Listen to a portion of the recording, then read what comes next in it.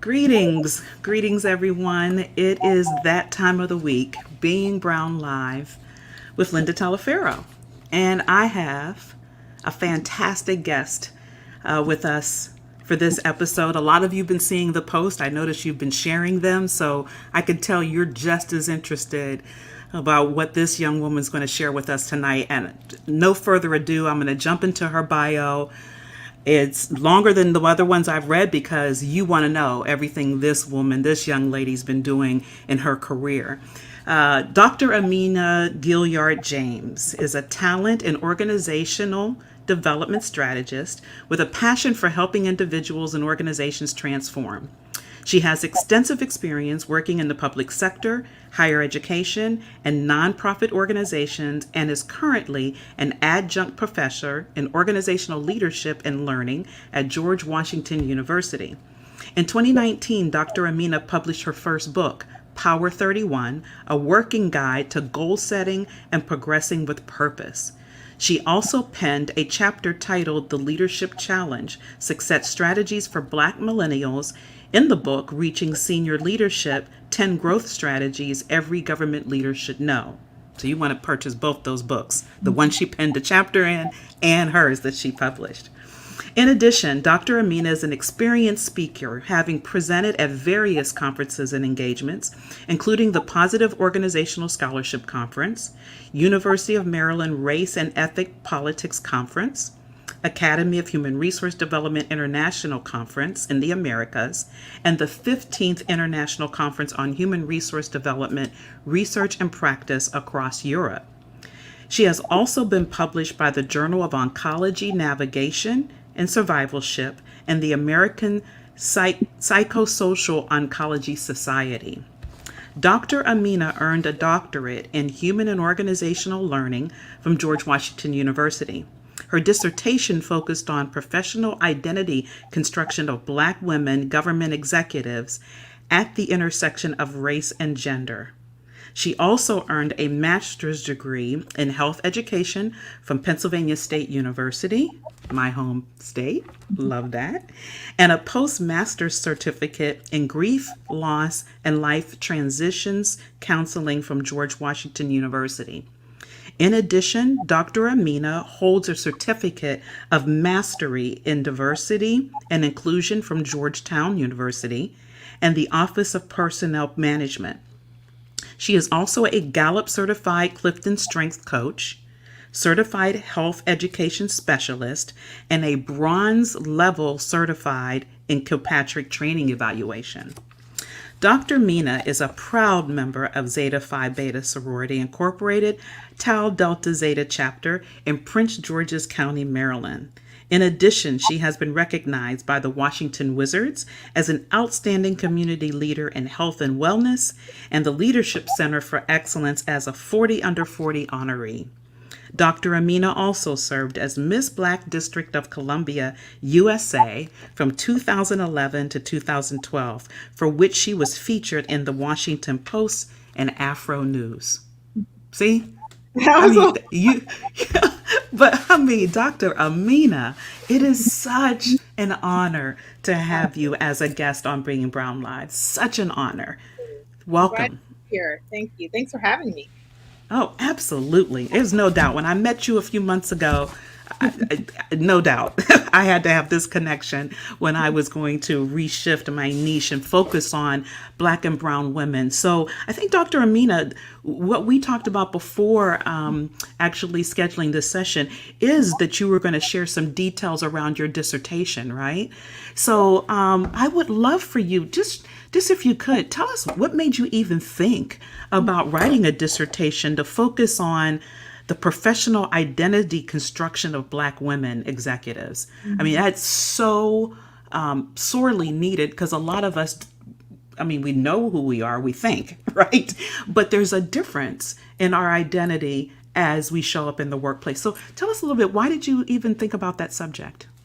Sure. Well, for my doctoral program, we're really encouraged, well, required to do a dissertation that has something to do with change, leadership, or learning.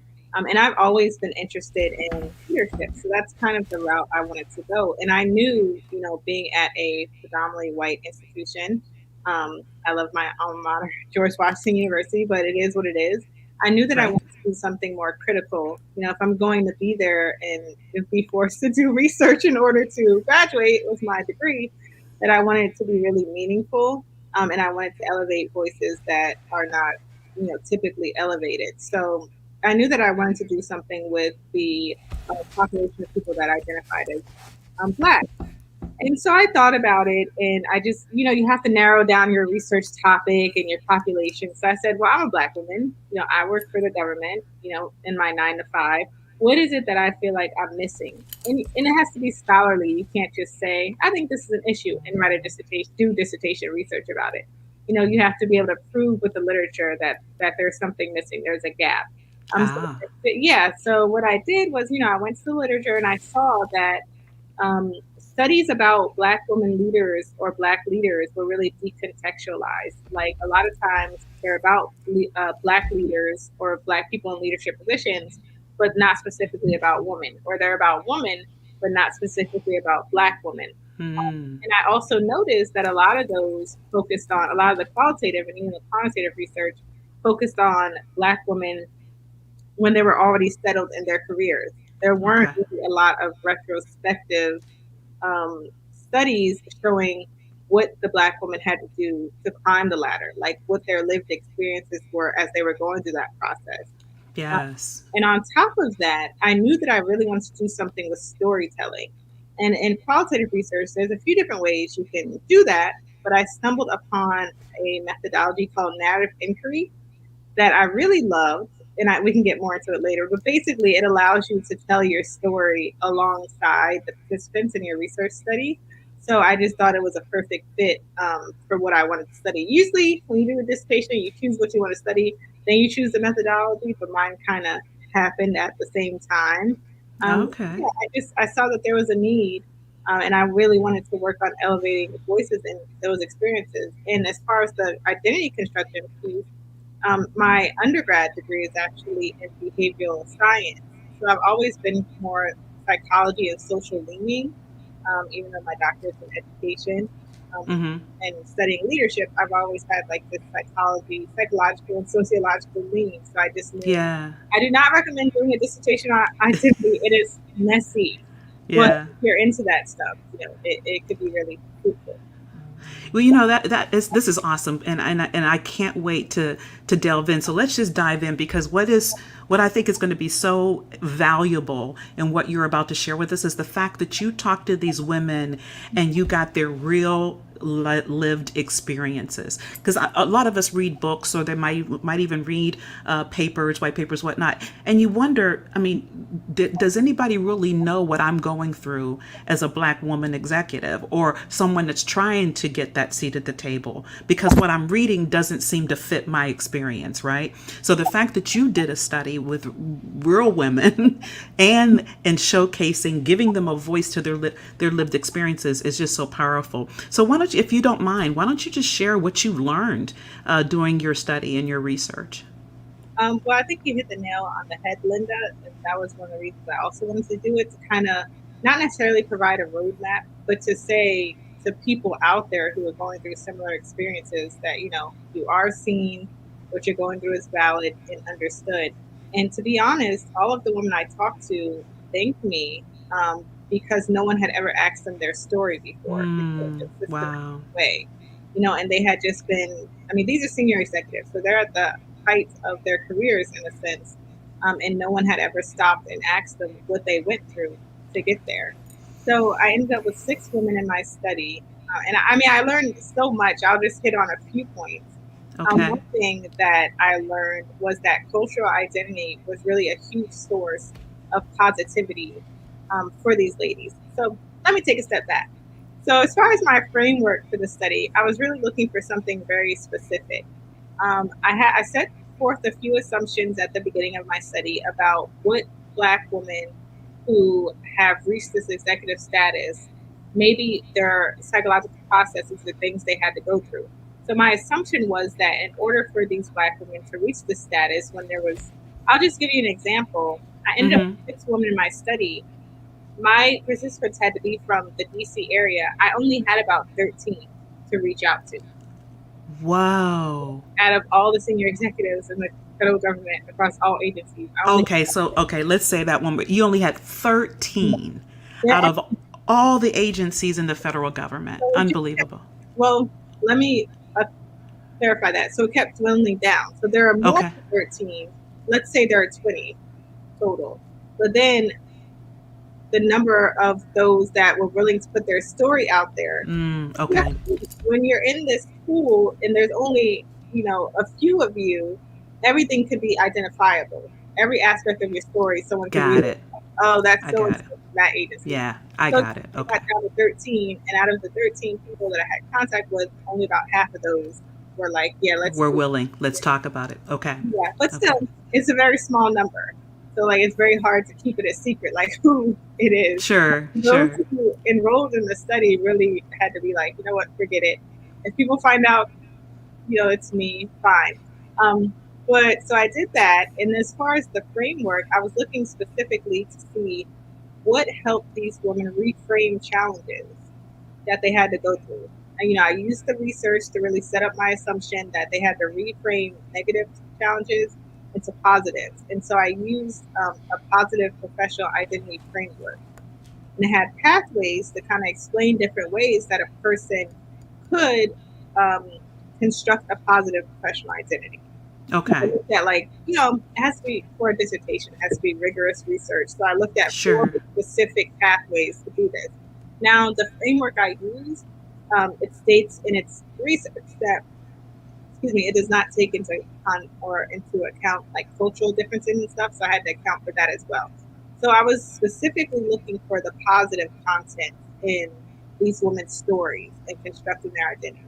And what happens, Linda, is when you take a participant, when I was taking the woman on their journey from, let's start from the beginning when you first started your career, or even when you were in school, preparing Uh-huh. your career, up until where they are now, what you're actually doing is reconstructing your identity and your experiences in real time. So Yeah. by the stories that they were sharing, I was able to take those transcripts and that information and analyze it and pick out the positive content. Like, oh, Tracy encountered this, and this is how she responded. That process was part of her professional identity construction. Sure. Okay. Looping back, what I found across the narratives of the 6 women was that their cultural identity as Black women played a large role and a huge source of positivity for their professional identity. Mhm. Go ahead. In what way? I mean, that's curious to me because some people would say that the fact that we are Black women trying to make this corporate ladder climb, that it's a negative because of the double standard, double gender and race sexism, racism we have to deal with. So we've got that double whammy against us. So how could my cultural identity as a Black woman be a positive? So if you could help me understand that, So that's this is very where interesting. identity gets very messy. So you have your salient identities, um, how you look, your Yes. complexion, your skin color, whether you seem to be male aligning or female aligning, and this is how the Okay. social world perceives you, Ah. react to. But then you have your non-salient social identities, things like your cultural identity, your religious identity, other Mm. things that maybe people can't see. If you're a member of, let's say, the LGBTQI plus community, you have those identities. And whether your identity is non-salient, meaning people can't see it on the surface, or salient, people can see it on the surface, both types of identities can provide you sources of information or sources of a way that you enact them, per se. Okay. So for these women, their cultural identity, which is, you can look at it as being internal, something that Okay. you can't really see. This, Got you. this is the part that helped them. So of course you get the double whammy from like discrimination, other barriers, Sure. because of the intersection of your, like I said, the um, double marginalized identities. And Right. then you have the cultural identity. So, for example, things like things that were brought up in the research, like, being taught that you had to be 10 times better than everyone else, actually played in some of the women's favor. Having the connection to slavery and how our ancestors overcame being enslaved people played to or added positivity in the process of some of the women's Mm. Wow. identity construction. Being taught from an early age to speak up, or having roots or ties to the civil rights movement, or parents with ties to the civil rights movement. Things that are uniquely African American, um, those also were a source of positivity in their professional identity construction. Yeah. Ah. So Ah it's ha ha. right. That's So powerful. That it's is powerful. Yes. we have the social world that perceives us how they think, how they think we identify. And then we have our other identities that they can't really perceive because they don't have that information about us. You can't look at me and tell whether I'm a Christian or a Muslim Right. or Jewish. So it's the same, but you better believe that my religion and my faith plays a large part into how I display, how I present myself. So it's the same idea. Yes. It's because things that I meant I'm working is making sure that they strengthen their unique persona, their brand. And part of who we are, our brand, is exactly what you're talking about. It's those things that people don't see. What is your morals, your integrity? What do you stand for? What do you live by? What's important to you? Why do you speak truth to power? What are the lines that people can cross? And then those, because those are rooted in something, right? And a lot of them is what you were raised to be. Like, I was told the same thing. Work hard, be three times better than the next person, right? So, wow, that is extremely interesting. So, for these women, things like that were a benefit to them because they were able to leverage that. Is that what I understand? Okay, great. Oh, awesome. And so I would imagine they walked in their authenticity then. Or did you find at any point in time for these six women that they struggled with being authentically a black woman? Definitely for all of them. Um, Mm. but the purpose of my research was to kind of chronicle that journey. So while they may have struggled with it at first, all of them, by the time they got to the point of being executive, kind of had an epiphany moment, if you will, and just like, you know what, I'm here now. I'm just gonna be who I am. So that was also very Ah, telling that they kind of felt like they had to wait in most cases to really be that authentic person. But it's that cultural identity that kept them going to get to that point. got it. Got it. Oh, I love this. So, what else would you say would be something that was a common thread across the six women that helped them in their careers? Well, um, I don't know if this helped. I don't think this helped them, but I found it to be interesting because it was something Okay. we weren't expecting. I actually had to go back to like 1980s literature to find a word for it. But the ladies overall described a sense of feeling invisible. Um, Mm, so, we talk about having a seat at the table and also having a voice at the table, but they literally described being felt like they weren't seen at all. And I found out through my research that this is called intersectional invisibility, mm, a term for when you have dual marginalized identities and yes. you're not seen. And this was really important to my research because the way I framed my study was that the black and the woman identities were inseparable. That being a black woman is a unique social location, is what they call it, on like the axis of identities. So it was really important for me to be able to put a name to that because we're not talking about just your experiences as a black person or just your experiences as a woman. We're talking about both at the same time. So I think for them also learning that there was a name to what they had felt over the course of their careers really kind of gave them a new sense of empowerment. Yes. One of the participants actually called me and told me, I was doing the follow up interview, and she was like, I've decided to tell my story at a keynote address I'm giving at a university. She's like, it'll be the first time I publicly talk about my struggles and my story of getting to where I am as a senior executive. So I think it Yeah. really was powerful for them. Oh, wow. Wow, that's powerful. For her to feel like she had that sense of Yeah, you used it empowerment and probably liberation, I would imagine as well. It was quite liberating for them, for her, and maybe some of the others as well. So, when you talk about invisibility, not being seen, I mean, that's prevalent. I hear that a lot. Mhm. Um, and then, we talk about people's building their self confidence, being able to use their find their voice, first of all, and then use it to advocate for themselves. Did these women share any of that experience Mhm. with you? So a few of the women actually spoke of becoming mentors. They spoke of using their power and influence to hire more people of color under them, especially women. Um, Okay. they spoke of like finding their way as far as being able to speak up for themselves when certain microaggressions occurred, Mm-hmm. what are called marginalizing interactions. Like they're like microaggressions, but other things, that people could say. One woman, Shay, these aren't their real names, they're pseudonyms. Sure, sure. He talked about an experience where she was new on the job and she had a presentation in a meeting and she went to the room and it was, no one was there.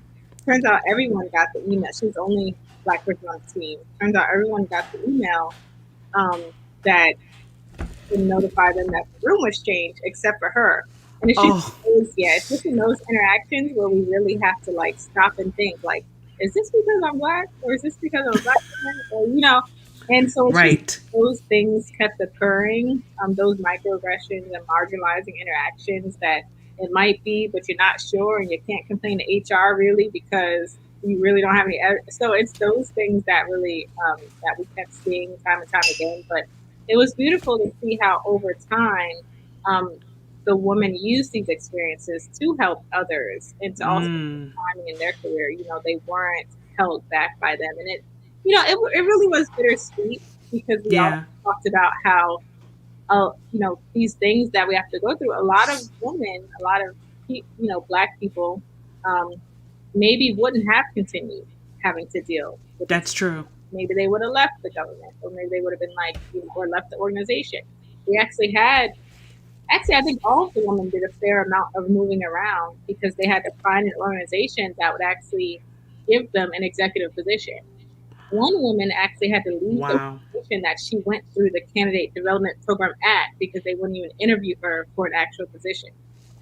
And so she left the organization, and then she came. They actually called her years later to come back and run the organization. So isn't it how that works? That is how it works, is it not? That is how it works. I'm glad you brought that up because that was actually going to be, as we get closer here to wrapping up this session, that was going to be something that I was going to ask you. Did you find any of those six women that, just pretty much took a stand for themselves and left a toxic environment because of the fact that they didn't see the growth opportunity for themselves, or they were not in the right atmosphere or culture to support their growth? And you just said that sounds like all of them did basically. Well, So another one of my participants actually retired in the middle of the study, and so it was wow. like sad that she had reached the pinnacle of her career, but she just couldn't. She couldn't deal with some of the things that were happening, and she was pretty sure it was because she was a black woman. She was just kind of being put in a box and in a corner. So she was just, Yeah. I'm over it. She retired. So yeah, Wow. it happened in some shape or form. I would say in at least 4 out of the 6 women.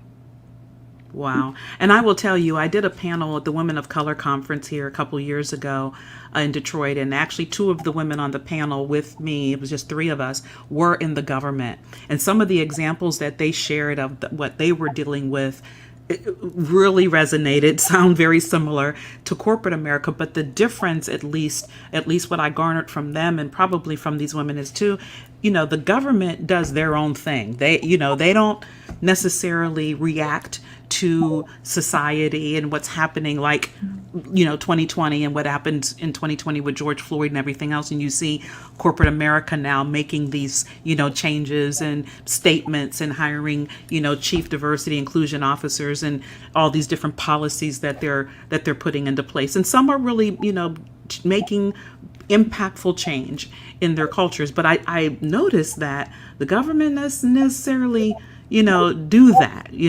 They don't seem to allow society to push them. Now, we could probably, and I don't want this to make a political conversation, we probably say, well, no, maybe not, Linda, because look at, how things happened, with some of the movements that the young people were driven. But from a corporate perspective, or from a career perspective, I should say, at least those women gave me the impression, although they've experienced some of the same things I have, it seemed to be status quo, and it didn't seem like it was going to change much. Now, they were in the military side of the government. Let me qualify that. Yes.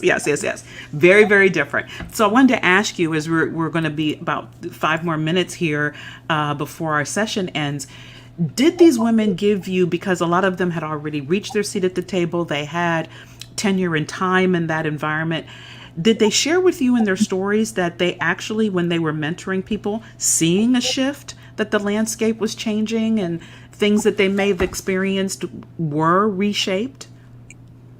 So, my research was completed in the beginning of 2018. I can't say Okay. that they did. I mean, it was a few years ago before this widespread Yeah. reinvigoration of social justice movement. But I can't really say that they mentioned that they felt things were changing.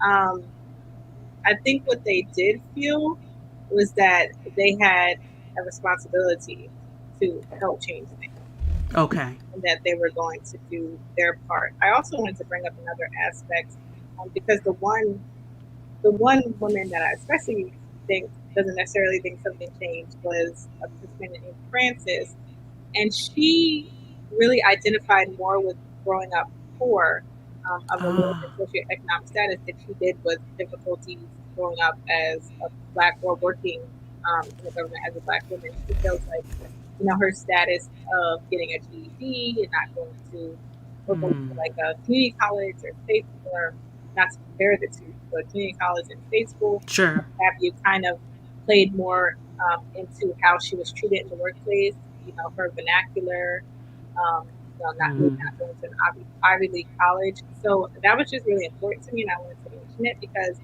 as Black women, we're not all the same. We have so many different identities Yes. that define us and that we kind of hold on to and that we can display.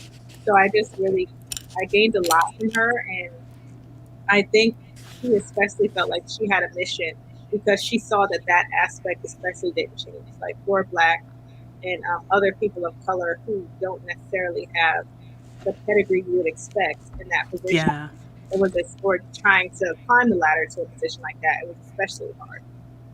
Wow. I'm glad you brought that up because that's extremely important for women to understand their identity and how it may be difficult, but it can be reshaped. And because she made it to the seat at the table, right? Now, it probably had some extra challenges and nuances around the journey for sure, but it was attainable, it was possible, and it happened for her. And I hope she is one of the ones that's mentoring other people to let them know what's possible. Oh yeah, I'm glad to hear that she is, because you're right. All of us are not the same. All of us are not going to go to Ivy League schools. We may not even make it to a well-known 4-year college. We may have to go to your point, community or junior first, and then to the next. There's all different kind of avenues and experiences we all bring to the table, which makes the fact that you have diversity in your workplace that much better.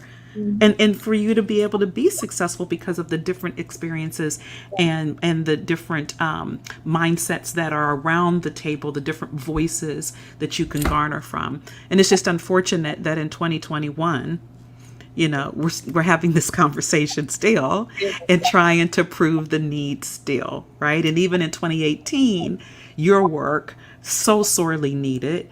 And you would have thought that probably should have been an old topic long before 2018, but not at all. Not at all. Not at all. Dr. Amina, this has been, as I knew it would be, so not just educational, but I believe inspirational as well. To hear that, first of all, you saw the gap and you addressed the gap, and you gave these women a vehicle for their voices to be heard, and then for them to have the courage to tell their story, and to share it for those of us that could continue, that we're still in the journey and can learn from them. So the is there a way for us to get any of this information? Is it accessible to the public? So if Okay. you Google Amina Gilyard James dissertation, it'll pop up on ProQuest or something like that, and then you can Wonderful. download it in. Okay. It's long. Chapters 4 and 5. If you do. Chapters 4 and 5. Wonderful. Chapters 4 and 5. And also, for those of you with me, you can see here, whether you're watching this live or you may catch us on replay, you see Dr. Amina's website that she's listed there next to her name. Please go learn more about her. She's got, like I said, a book. She's got other very, very valuable information to share, and the breadth and depth of her career and her experiences, and as she's traveled the globe speaking, and also the fact that she's done the research that she did and the exposure that she's had working with numerous organizations to help them move the needle. Dr. Amina, it was such an honor and a pleasure. Thank you so much. Back to me, Linda. Absolutely. All right. Take care.